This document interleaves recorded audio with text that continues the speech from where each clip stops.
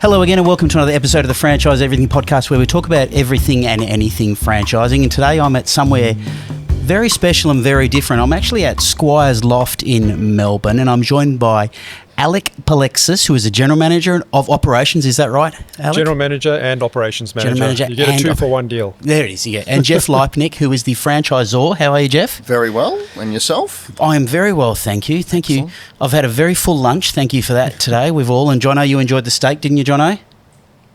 Oh, chef's kiss. Yeah, so he's very happy. Thank you for having us today, guys. It's our pleasure. It was awesome to be here.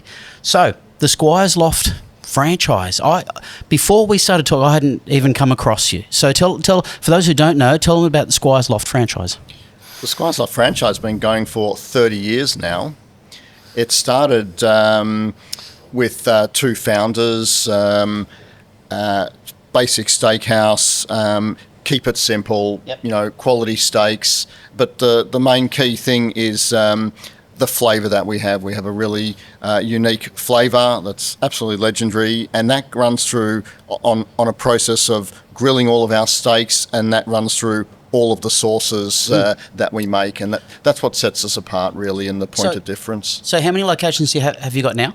We've currently got 15 at the moment. And that's mainly Melbourne, is it? There's 14 in Victoria. We've got regional ones, Mornington, Ballarat, Geelong, Torquay, and we've got one in Subiaco in WA. How did you end up with 14 in Victoria and one in Subiaco? Well, I don't know, but that's, as an operations, that seems like quite a spread. Well, most of our customers, or I suppose our franchisees, have actually come from being customers, yep. and have had a meal in what started as South Yarra, going on 30 years this year, and have just loved the product so much that wanted to take that business to whether it be another state or another part of Melbourne.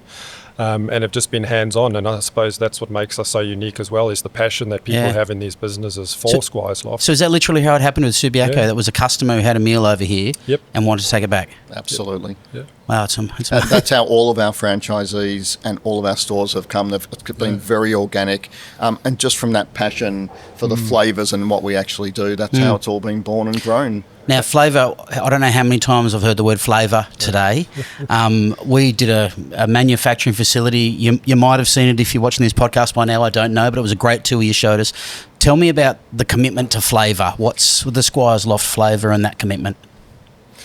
Gee, where do you start? Where do you start? Look, having such a unique flavour, there's so many things that tie into that as a business from a whole. So that includes our processes and how everything integrates to achieve that flavour.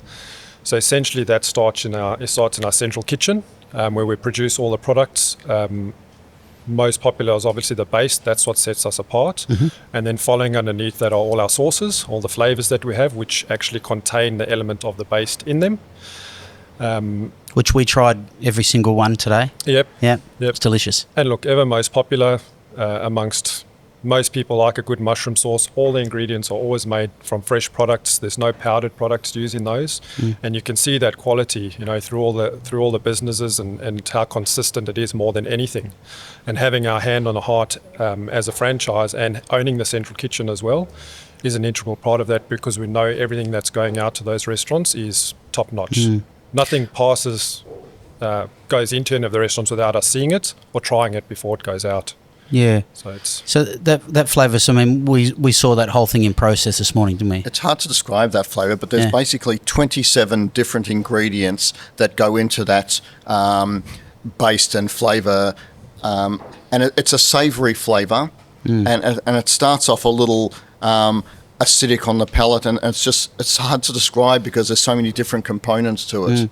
I think it's important because from a franchise perspective, as a franchisor, you're supposed to be delivering something different to your franchisees, aren't you? Yes. So it's so crucial that point of difference, because I suppose in the world there's a lot of commoditisation out there, isn't there? Yeah.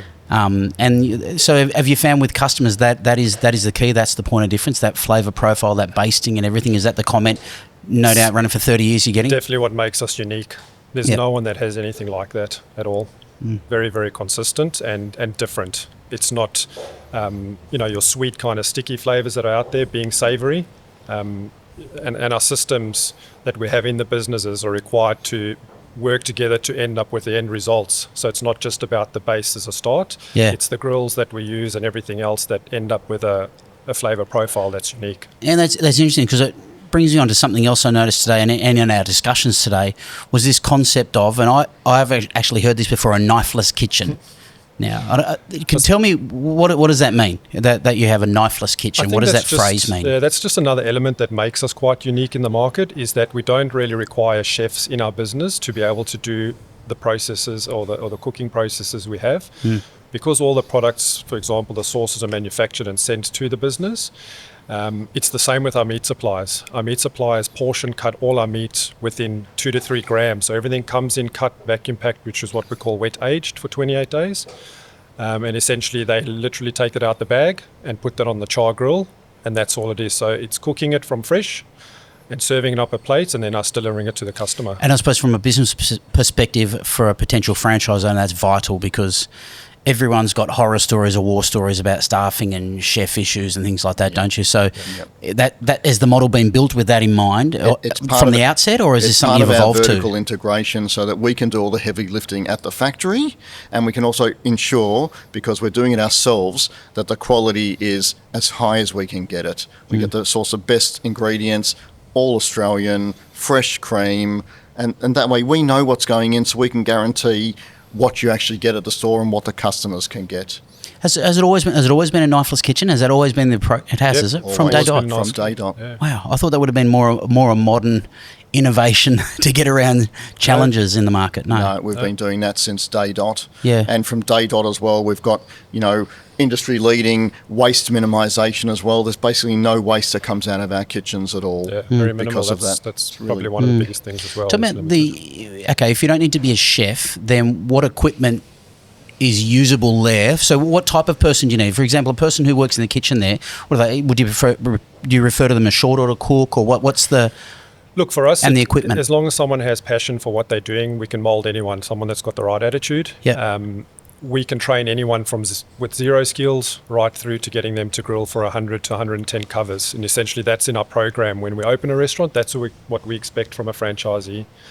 We like them to come in and to be able to operate that kitchen as a training process, so that they understand the business from the back of house, and then they move right through to the front of house. So we give them all the skills to understand it, so that they can identify in the kitchens if someone's not doing something the way they've been trained to do it.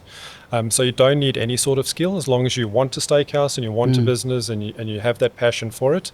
We can use anyone in the kitchen. It's no problem. Do you find people who are looking to get into the franchise, do they believe it?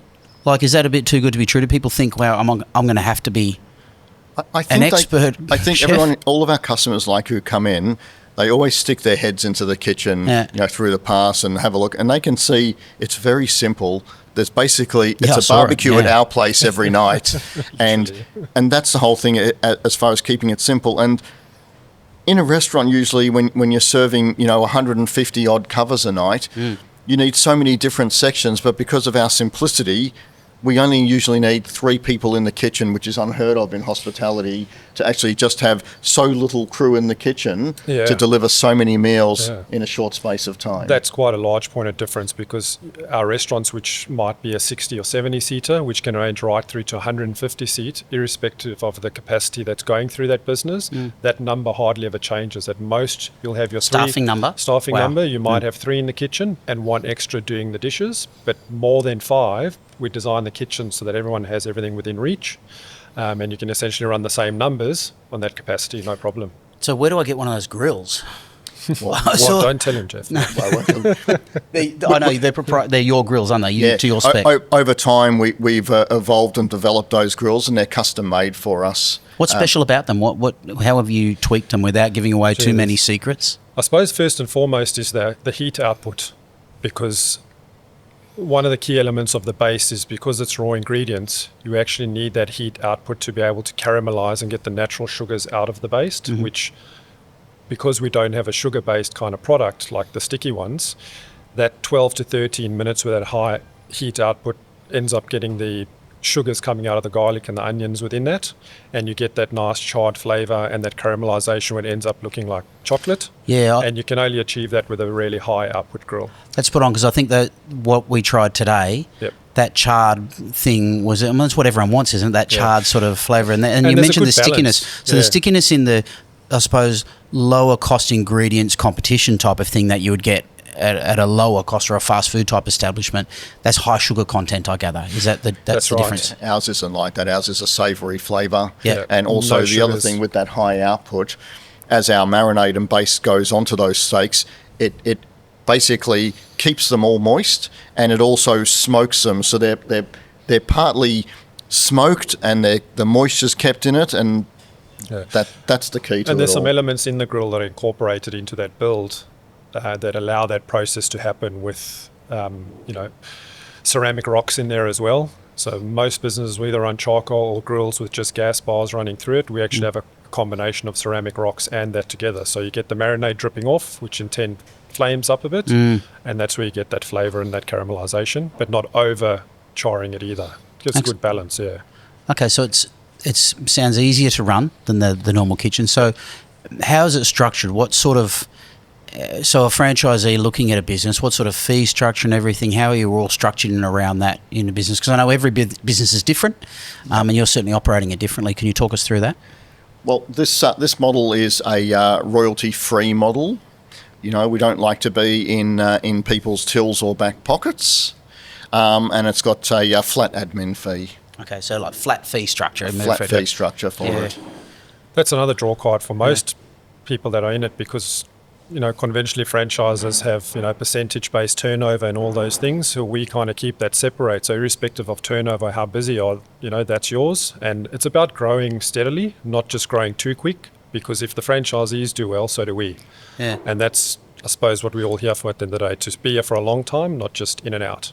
So has that a model structure evolved over time, or has it always been in place like that, or how has it always previously been in place It's always like been that, in place, and it's been set by the founders of Squires Loft. They were in for the long haul, and we're in for the long haul. So everybody's got to get a drink, and everybody's got to make a living. That's how it works. That's the way you look at We're things. only as good as our franchisees. Yeah. At the end of the day. And the last steak we served. Yeah.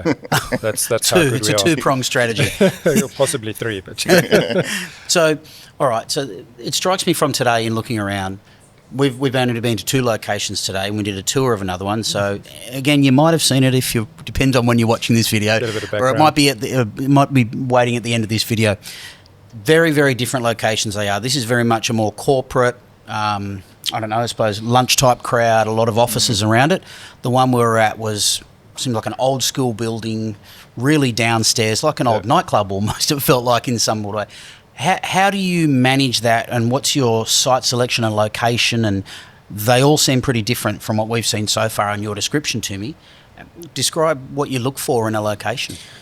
I think for us, having unique sites is, like our base, everything's got to be unique in this business, not just one aspect. And another thing that has set us apart is that we haven't had that model that's just, as a cookie cutter, as Jeff would call it, the same for everything. We take into account the demographics in the area, what the buildings look like, what the locals might see, and we try to integrate those slightly into the business with keeping threads of Squires Loft through it, so the core menus. So it's not one fits all. Eventually down the line, we'll try streamline that, but still there is still choice to be able to make them look. Not everyone wants exactly the same looking business. So the demographics do really dictate that, and the site that we end up putting that in. Do you find people like because you say pretty much all your franchisees come from existing customers, right? They do, and it's their journey as well.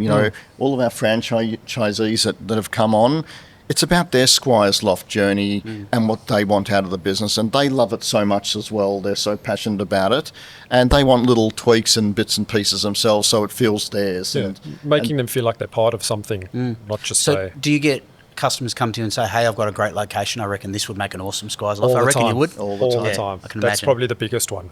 We'll get emails and people reaching out through the franchise website saying, we've got these great spots, come and have a look at it. And for us, it's a day travel, whether it's interstate or not. It's worth just looking and entertaining. That might be, and that's why they all are so unique in their own way. Excellent. Well, gents, I think you've been a bit under the radar here in Melbourne for a while, actually. I don't think people would know you have 15 sites around the place. So it's great understanding more about Squires Loft. Thanks so much for having us today and hosting us with a beautiful lunch. Much appreciated. Thank you. Thanks for joining us. Thanks, Gus. Thanks, Jen. And that's it for another one of the Franchise Everything podcasts. A bit of a different franchise for you this time. If you like this, please share, subscribe, and do all that sort of stuff. Tell everyone about it, and we'll catch you in the next one again soon.